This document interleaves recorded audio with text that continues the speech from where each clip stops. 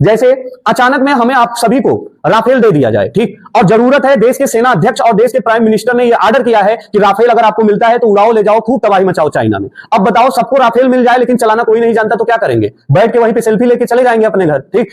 पहाड़ के जस्ट बगल में एक जगह पड़ता है बयाना, बयाना, ठीक है ना, ये बयाना है। बाबर का एक सेनापति रहता है, इसका नाम रहता है मेहदी हसन, मेहदी हसन, ठीक है ना, ये ध्यान रखिएगा। अब देखिए, ध्यान से देखिएगा, ये जो कहानी है ये 1527 ईस्वी की कहानी है, ठीक है ना। बाबर जब दिल्ली की सत्ता पे काबिज हुआ तो बाबर चैन की सांसें नहीं ले रहा था, क्योंकि उसके लिए गले की फांस बना हुआ था मेवाड़। क्यों बना था? क्योंकि दिल्ली की सत्ता पे काबिज होने वाला इब्राहिम लोदी को 2 बार परास्त करने वाला शासक राणा सांगा अब भी जिंदा है। जिस दिन चाहेगा वो क्या करेगा, बाबर को उसकी गद्दी से उतार सकता है, इतनी क्षमता रखता है राणा सांगा। अब दूसरी चीज ये भी था कि बाबर ने जब इससे मदद मांगी, अगर ये मदद कर दिया होता तो बाबर को ये तसल्ली रहती कि वो मेरा दोस्त है और मेरे ऊपर अटैक नहीं करेगा, लेकिन ये मदद नहीं किया तो इससे बाबर के मन में और डर बैठ गया कि अगर राणा सांगा को परास्त नहीं किया गया तो भविष्य में राणा सांगा मुझे मार देगा। इधर जो राणा सांगा के सेनापति थे सलहदी तंवर और झाला अज्जा, उन्होंने क्या किया, राणा सांगा को बताया, ये बताया कि बाबर के बारे में जब बताया गया कि इतना दूर से आया, पूरा साम्राज्य जीतते हुए दिल्ली पे काबिज हो गया, अगर इसको नहीं हराया गया तो हो सकता है राजस्थान की धरती पे भी काबिज हो जाए। वो कहे, यार तुम राणा सांगा जानते नहीं क्या, हल्के में लेते हो क्या? राणा सांगा अपने जीवन में 80 युद्ध लड़ा था और एक भी युद्ध हारा नहीं था, रिकॉर्ड था इसका, कभी युद्ध हारा ही नहीं, अजेय था ये, ठीक है ना। हिंदू सम्राट इसे कहा गया और ये चाहता था कि मैं विक्रमादित्य की उपाधि धारण करूं। हिंदू 14 राजा विक्रमादित्य की उपाधि धारण किए हैं और सबसे अंतिम राजा जो विक्रमादित्य की उपाधि धारण किया उसको आपको बताना है, वो कौन था, देख लीजिएगा, ठीक है ना। देखिएगा, ध्यान से देखिएगा, राणा सांगा जो है, राणा सांगा बाबर के गले की फांस बना हुआ है। मेहदी हसन को बाबर ने ऑर्डर किया कि ऐसा है, मेवाड़ पे तुम कब्जा न करो, पहले इस बयाना वाले दुर्ग पे कब्जा कर लो, तो यहां कब्जा होने के बाद मेवाड़ पास में रहेगा, जब चाहेंगे रातों रात अटैक कर देंगे। अब मेहदी हसन गया, अटैक कर दिया बयाना वाले क्षेत्र पे, और बयाना पे अटैक करने के बाद बाबर इस बयाना वाले क्षेत्र को अपने कब्जे में ले लिया और मेहदी हसन यहां शासन चलाने लगा, इसका सेनापति यहां पहुंच गया। ये बात राणा सांगा को उनके जितने भी सेनापति थे और उनके गुप्तचर ने ये मैसेज किया, उनको ये चिट्ठी लिखा कि राणा सांगा जी, बाबर केवल दिल्ली ही नहीं, वो अब मेवाड़ की ओर अग्रसर हो रहा है और बयाना तक उसकी सेना पहुंची ही नहीं, वरन बयाना पे कब्जा भी कर चुकी है। इतना सुनते ही राणा सांगा आग बबूला हो गया, कहा यार मैं सोचा ये अटैक करके लूटपाट करके निकल जाएगा, ये तो आके टिक गया है, इसको अब मारना पड़ेगा।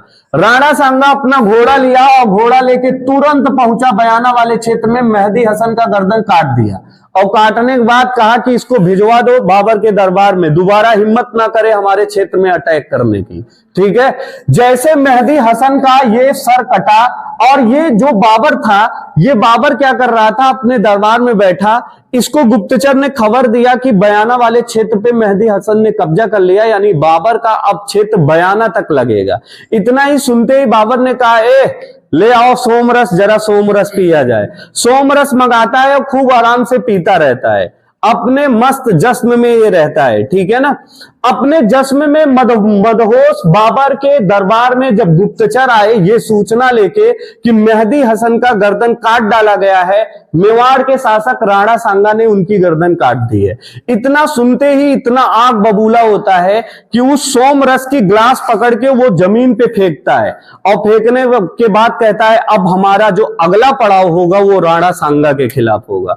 जैसे ही बोला, जितने जितने भी सैनिक थे कहे हम नहीं जाएंगे भैया, हम मरने नहीं जाएंगे, राणा सांगा से हम युद्ध करने नहीं जाएंगे। कहने का तात्पर्य कि बाबर की पूरी सेना ने युद्ध लड़ने से इनकार कर दिया कि मैं युद्ध लड़ूंगा ही नहीं। किससे? राणा सांगा से। बहुत खूंखार राजा है, इसके बारे में जरा जान लीजिए। ये बचपन में जब पढ़ने जाता था तो 3 भाई थे। 3 भाई में सबसे छोटा भाई था राणा सांगा। जब इनके गुरुजी ने इनका हाथ देखा और हाथ की लकीर देखा तो कहा कि आपकी तलवार से पूरी दिल्ली सल्तनत कांपेगी।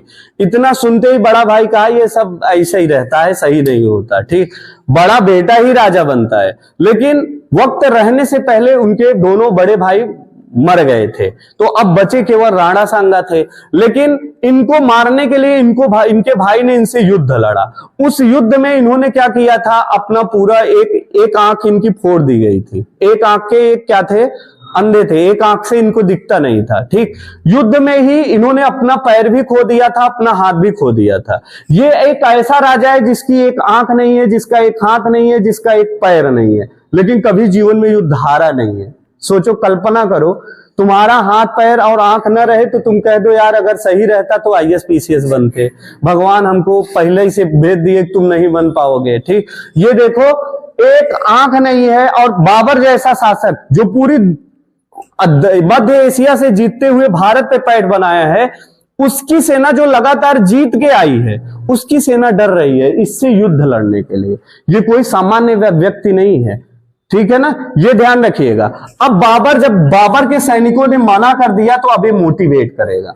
जैसे आप लोगों को पढ़ने की इच्छा नहीं होती तो मैं मोटिवेट करता हूं ना कि यार जिंदगी एक बार मिली, अगर नौकरी नहीं मिला तुम्हें मर जाना चाहिए। आपके पिताजी गरीब हैं, कोई बहुत बड़ी बात नहीं है, लेकिन गरीबी में मर गए तो ये तुम्हारी गलती है, तुम्हारे पिताजी की गलती नहीं है। तो ऐसे वो अब अपनी सेना को मोटिवेट किया। उसने सबसे पहले क्या कहा, ध्यान से सुनिए, अपने सैनिकों को मोटिवेट करने के लिए कहा, आज के बाद जीवन में कभी सोमरस नहीं पीऊंगा, ठीक है ना। आप लोग कभी प्रतिज्ञा कर सकते हैं, जब तक नौकरी नहीं मिलेगा तब तक न गुटखा खाऊंगा न सोमरस पीऊंगा, ठीक है ना। तो ये कहा कि आज के बाद मैं शराब का सेवन कभी तब तक नहीं करूंगा जब तक मैं राणा सांगा को युद्ध भूमि में पराजित ना कर दूं। पहला शपथ इसने किया।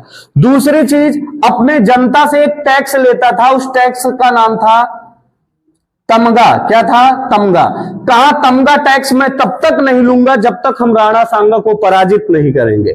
और तीसरा, इसने जिहाद का नारा दिया। इसने कहा कि मैं युद्ध नहीं लड़ रहा हूं, ये युद्ध इस्लाम लड़ रहा है और इस्लाम को बचाने के लिए आप क्या करें, युद्ध में शामिल हो और इस्लाम का प्रचार करें। अल्लाह आपको 72 हूर देगा, मतलब कहने का मतलब स्वर्ग मिलेगा। इस तरीके से अपनी पूरी सेना को क्या किया, मोटिवेट किया। आपसे पूछेगा किस युद्ध में बाबर ने जिहाद का नारा दिया, तो आप क्या कहेंगे, राणा सांगा के साथ जो युद्ध होगा अभी मैं आगे बताऊंगा, इस युद्ध का नाम है खानवा का युद्ध, ठीक है ना। खानवा का युद्ध होता है, तो इसने जिहाद का नारा खानवा के युद्ध में दिया। तमगा कर ये क्या किया, मना कर दिया कि अब टैक्स नहीं लूंगा। शराब पे पाबंदी, शराब का सेवन करने से इनकार किया। जैसे ही इतना बोला, इनके सैनिकों में ऊर्जा आ गई, ठीक है ना। जैसे आपका पढ़ने का मन न करे और मैं लगातार 8 घंटे चिल्लाता रहूं, पढ़ाता रहूं, नौकरी दिला के रहूंगा, तब आपको कहेंगे यार जब सर इतना मेहनत कर रहे हैं तो थोड़ा हम भी पीछे से हाथ लगाएं, हो सकता है नौकरी मिल जाए। तब भी हो ही सकता है, आपके मन में रहेगा, क्लियर नहीं होगा, ठीक है। अब जितना ये किया, अब इसके सैनिक के अंदर ऊर्जा आई। और जब कभी भी किसी 2 इंसान को लड़ाना हो तो अपनी दुश्मनी कम बताओ, अपना धर्म बता दो, वो भिड़ जाएगा। ये हिंदुस्तान की धरती पे हमेशा हुआ है। धर्म की लड़ाई आप वैसे लड़े न लड़े कोई फर्क नहीं पड़ता, आपके पड़ोसी कौन मारा ये फर्क नहीं पड़ता, लेकिन पता चल जाए पड़ोसी वाला हिंदू है और कोई मुसलमान मार के गया है तो पूरा का पूरा खानदान लग जाएगा मारने में, ठीक। तो भारत में धर्म के नाम पे युद्ध इतने हुए हैं कि इतिहास में पन्ने में जगह तक नहीं बची है। न जाने कितने युद्ध काल के गाल में समा गए हैं, उसके लिए पन्ना तक नहीं बचा इतिहास में, इतने युद्ध लड़े हैं, ठीक। बाबर ये चीज बहुत अच्छे से जानता है कि वो अपने धर्म के लिए युद्ध लड़ सकते हैं, तो हम अपने धर्म के लिए क्यों नहीं लड़ सकते। जिहाद का नारा दिया, अपने पूरे सैनिकों को मिलाया और मिलाने के बाद राणा सांगा के मैसेज करता है कि अगर हिम्मत हो तो खानवा के मैदान में आओ, 2 हाथ कर लेते हैं, कौन जीतेगा ये तो वक्त बताएगा, ठीक। राणा सांगा कहा कि बाबर तुम अभी मुझे जानते नहीं, खानवा के युद्ध पे तुम मुझे पहचान जाओगे कि मैं एक आंख से अंधा और एक हाथ कटा और एक पैर मेरा टूटा है, तो उससे कोई फर्क नहीं पड़ता, लेकिन इस धारा का जो सुल्तान रहेगा वो राणा सांगा के अलावा कोई नहीं। इसको संग्राम सिंह भी कहा जाता है। क्या कहा जाता है? संग्राम सिंह। ये जो संग्राम सिंह है बहुत ताकतवर है, अपने समय का बहुत प्रतापी राजा है, ठीक।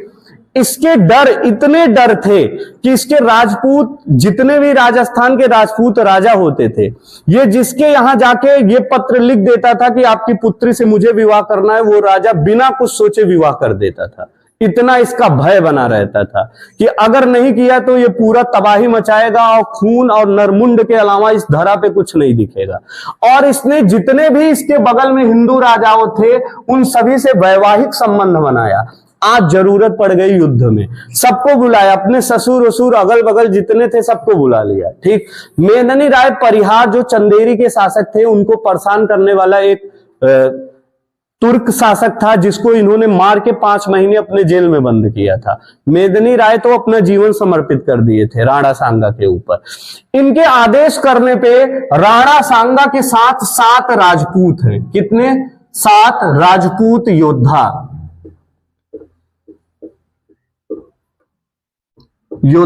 ये जितनी भी बात बता रहा हूं बाबरनामा में बाबर ने खुद लिखा है कि जब मैं खानवा के मैदान पे युद्ध लड़ने गया तो युद्ध इतना आसान नहीं था, क्योंकि उधर जो राणा सांगा थे उनके साथ 7 राजपूत राजा के साथ साथ इब्राहिम लोदी को जो मारा था बाबर, इब्राहिम लोदी का भाई महमूद लोदी भी था। महमूद लोदी, इसके अलावा 104 सामंत थे। 104 सामंत, 104 सेनापति पूरे के पूरे सेनाओं का क्या कर रहे थे? नेतृत्व कर रहे थे, ठीक है ना। मतलब इसके पास सेनापतियों का कोई वही नहीं था। एक सेनापति को जरा सा तीर, थोड़ा सा खरोच तक नहीं आई, तुम आराम करो यार, दूसरा सेनापति है। इतने सेनापति इसमें थे। अब ये पूरी टोली कहां गई? खानवा के मैदान में। खानवा का युद्ध, ये जो खानवा का युद्ध हुआ, ये युद्ध हुआ 1527। बयाना का युद्ध भी 1527 फरवरी में हुआ था और ये 17 मार्च 1527 ईस्वी को इतिहास के पन्नों में ये आज भी दर्ज है, क्योंकि मुगल भारत में स्टेबल हुए, पूरी तरीके से अपनी पैठ जमाई, तो माना जाता है उस युद्ध का कारण कि खानवा का युद्ध है, ठीक है ना।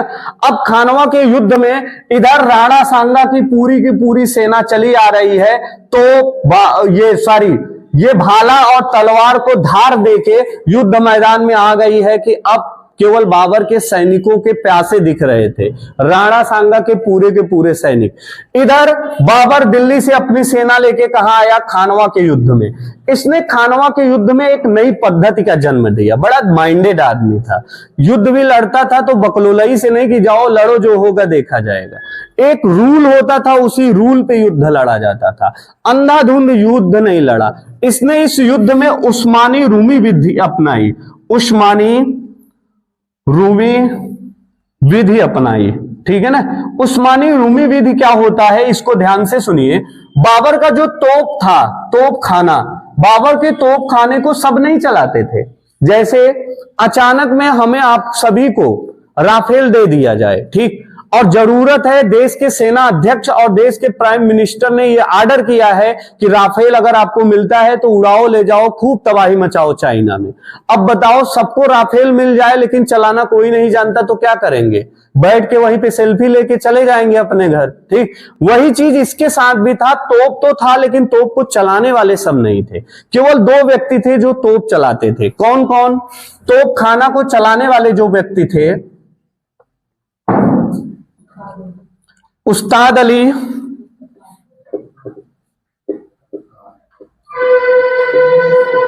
और मुस्तफा, ये 2 व्यक्ति क्या करते हैं? तोप चलाना जानते हैं, ठीक। अगर इन दोनों को फाइनल कर दिया गया तो युद्ध भूमि में तोप केवल शोभा के लिए रहेगा, चलाना तो कोई जानता ही नहीं। तो अब जरूरत थी कि मुस्तफा और उस्ताद अली, इन दोनों को बचा के रखा जाए पूरे युद्ध में। अगर ये दोनों मारे गए तो युद्ध की हार एकदम निश्चित होगी, क्योंकि बाबर के पास जीतने का मात्र एक सहारा है, तोपखाना, और वो सेनाओं से कभी युद्ध नहीं लड़ पाएगा। साथ साथ राजपूत योद्धा है, मामूली बात नहीं है।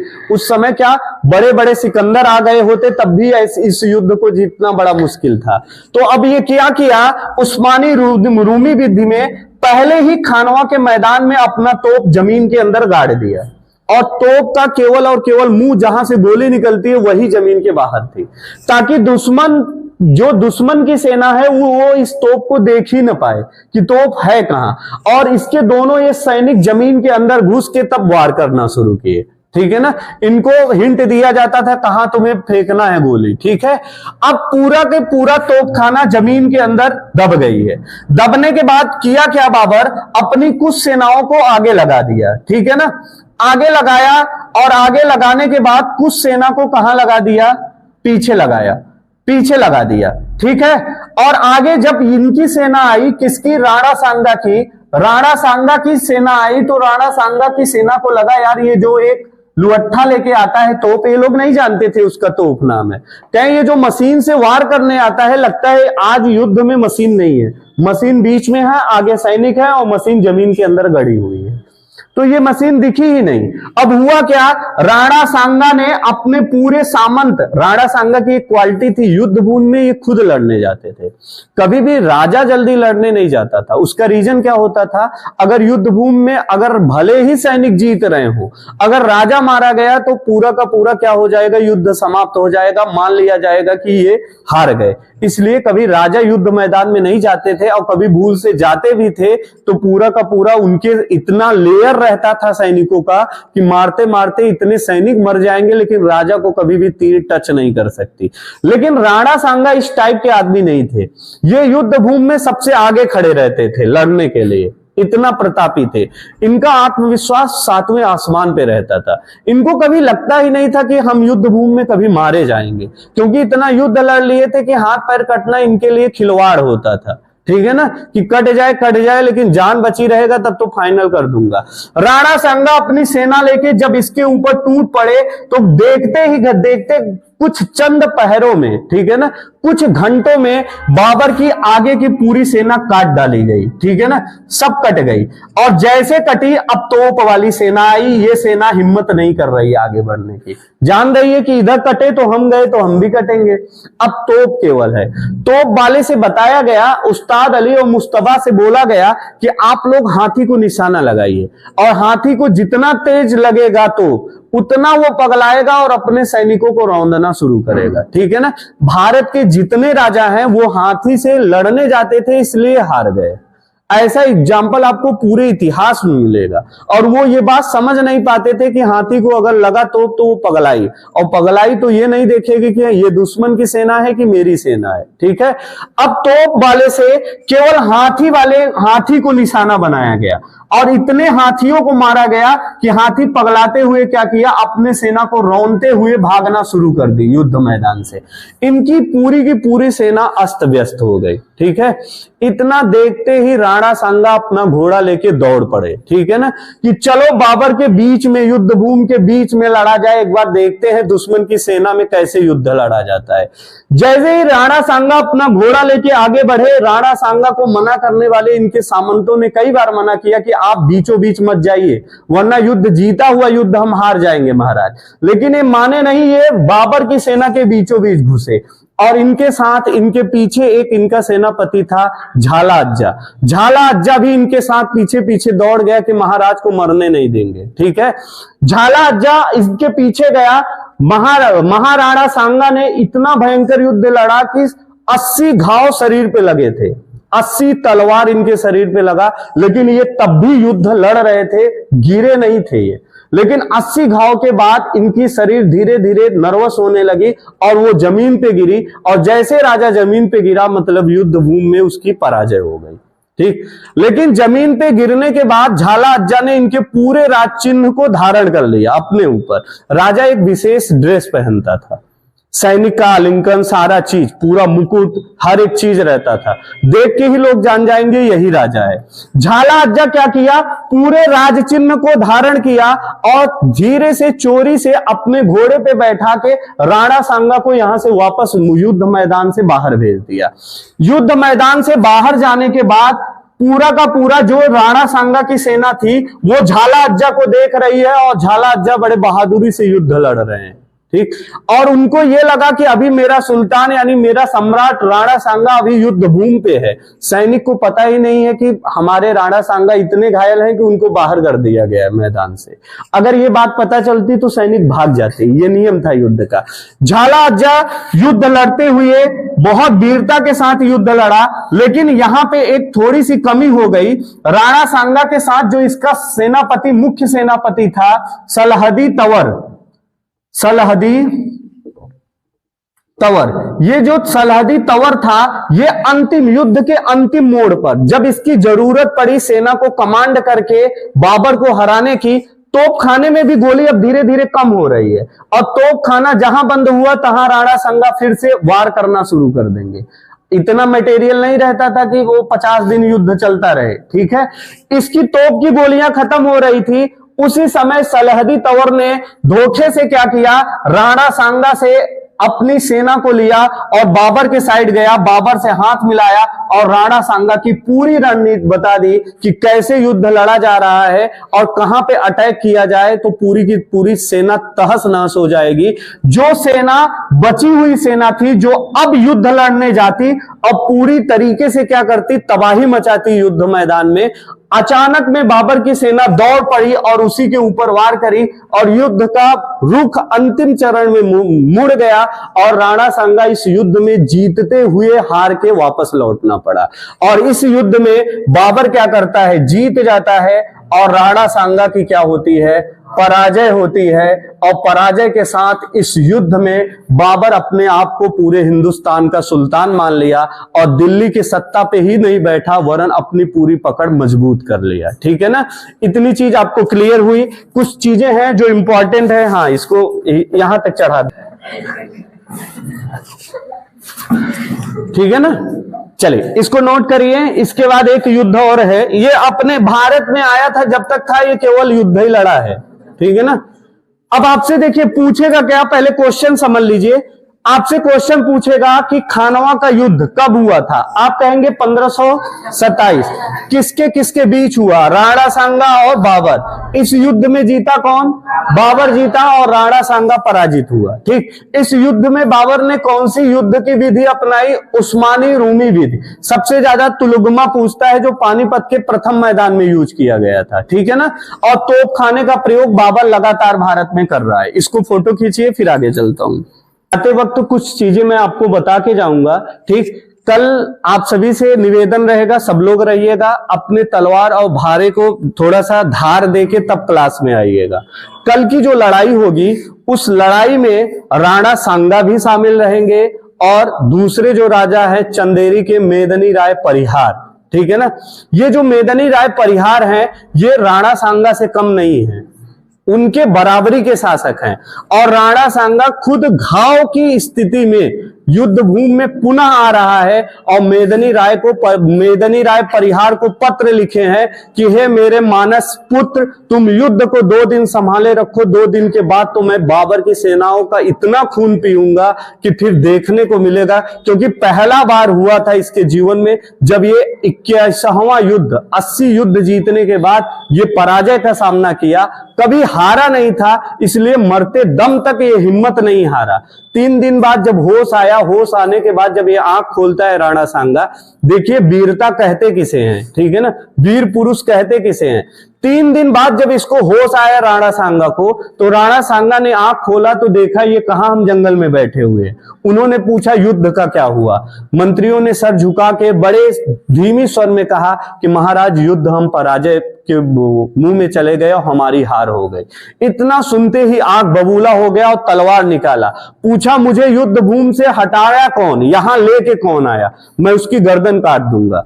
मतलब मैं युद्ध भूमि में मर जाता मुझे मंजूर है, लेकिन मुझे बचा के बाहर क्यों किया गया, इसलिए बहुत आग बबूला हुआ राणा सांगा और अपनी तलवार, नग्न तलवार लेके फिर बैठा घोड़े पे। घाव लगा है, मलहम पट्टी लगाए हैं इसके जो सेनापति लोग थे, मलहम पट्टी लगा है और फिर से अब एक हाथ से घोड़े का वो क्या कहते हैं उसको, लगान पकड़ के दौड़ गए हैं। कहां? चंदेरी की ओर, क्योंकि अब बाबर जो युद्ध करने जा रहा है वो चंदेरी का युद्ध होगा और चंदेरी के शासक मेदिनी राय परिहार हैं और उनके साथ युद्ध लड़ने कौन जा रहा है? बाबर। और बाबर का साथ देने के लिए आ रहे हैं राणा सांगा, जो एक पत्र के माध्यम से मेदिनी राय को बता दिए हैं कि मेरे मानस के राजपुत्र, तुम केवल 2 दिन युद्ध को संभाले रखना, क्योंकि मैं इतनी दूर पे हूं कि मैं रात दिन लगातार चलूं तब भी मुझे 2 दिन लग जाएगा युद्ध भूमि में पहुंचने के लिए। तुम 2 दिन युद्ध संभालो, तीसरे दिन तो सबको मैं एकदम से सफा करके तब वापस आऊंगा। ठीक। अब राणा सांगा वहां से चलते हैं, कहां तक सफर करते हैं, युद्ध भूमि पे पहुंच पाते हैं कि नहीं पहुंच पाते, और चंदेरी के राजा मेदिनी राय परिहार ने 2 दिनों तक कैसे युद्ध लड़ा, इस पूरे युद्ध की कहानी कल चलेगी। और कल अपने भाला और तलवार को थोड़ा धार देके आइएगा, तब ज्यादा मजा आएगा। ठीक है ना। चलिए आज की कहानी यहीं पे, अब थोड़ा सा